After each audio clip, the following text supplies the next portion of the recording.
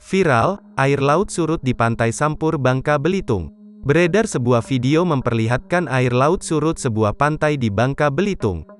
Dikutip dari akun @andreli48, Rabu tanggal 12 Oktober tahun 2022, terlihat kerumunan warga menyaksikan air laut surut di Pantai Bangka Belitung tersebut. Dalam narasinya, akun tersebut menuliskan keterangan bahwa air laut surut itu terjadi di Pantai Sampur, Kepulauan Bangka Belitung. Namun, belum jelas kapan peristiwa itu terjadi. Video berdurasi 16 detik tersebut menunjukkan air laut surut cukup jauh dari bibir pantai, terlihat juga sampan yang terjebak di tengah hamparan pasir bak daratan.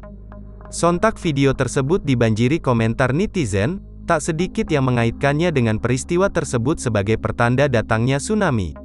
Sebagian netizen juga menyebut peristiwa tersebut sebagai fenomena alam biasa, yang sering terjadi di Kepulauan Bangka.